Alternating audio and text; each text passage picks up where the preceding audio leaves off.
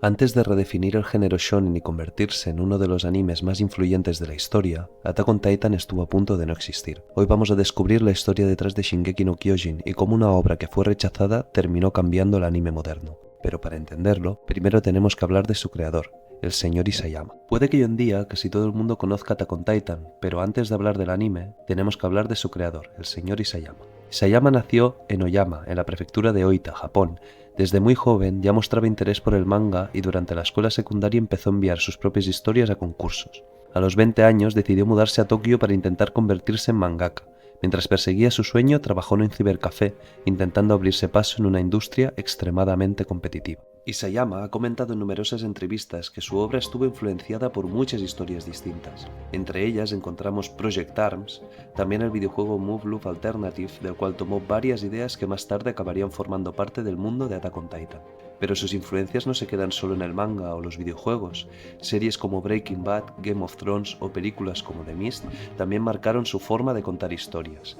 De hecho, el propio Isayama comentó que el final de The Mist influyó en el tono del final de la serie.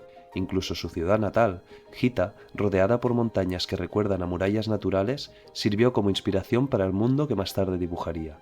Y como curiosidad, el diseño del titán acorazado estuvo inspirado en el luchador profesional Brock Lesnar. Pero el camino hasta el éxito no fue sencillo. Isayama presentó su obra a la editorial Shonen Jump, probablemente la revista de manga más famosa del mundo. Y esta es la parte que mucha gente no conoce. Allí le recomendaron que cambiara su estilo de dibujo y modificara su historia para que encajara mejor con el tipo de obras que publicaban. Isayama se negó. En lugar de cambiar su obra, decidió llevarla a otra editorial, y esa decisión cambiaría la historia del manga moderno. Finalmente, el manga comenzó a publicarse en septiembre de 2009 en la revista Besatsu Shonen Magazine. Lo que empezó como una historia mensual acabaría extendiéndose durante más de una década.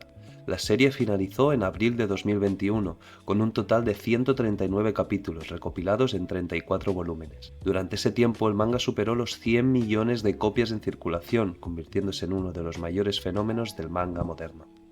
Pero aquí viene la pregunta importante, ¿por qué Attack on Titan cambió tanto el anime moderno? La respuesta está en su forma de contar historias.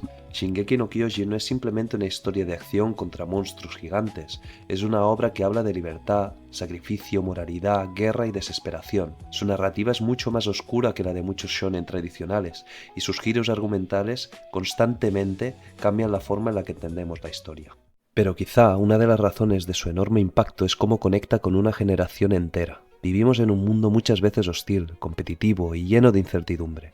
Muchos jóvenes sienten que el futuro es difícil de construir, y ese sentimiento de miedo y de lucha contra un destino aparentemente inevitable se refleja muy bien en los personajes de Attack on Titan, especialmente en Eren Jaeger.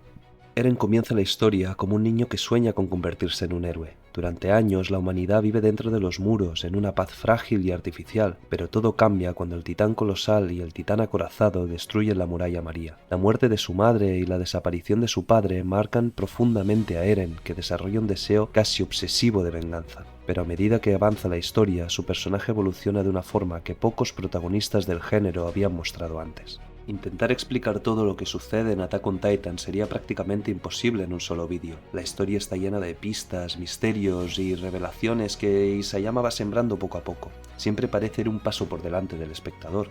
Cada pequeña duda acaba conduciendo a una verdad mayor, y cuando esa verdad finalmente se revela, el impacto es enorme. Por todo esto, Attack on Titan abrió la puerta a nuevas formas de contar historias dentro del shonen. Historias más oscuras, narrativas más complejas y personajes mucho más humanos. Muchas obras posteriores han podido explorar temas más adultos gracias al camino que Shingeki ayudó a abrir. Shingeki no Kyojin nos hizo sentir algo muy simple, pero increíblemente poderoso: el deseo de libertad. Desde el primer momento queremos ver qué hay más allá de los muros, queremos descubrir el mundo junto a los personajes, y quizá por eso esta historia se queda grabada en la mente de tanta gente, porque al final todos queríamos lo mismo: ver el mar y descubrir que había más allá.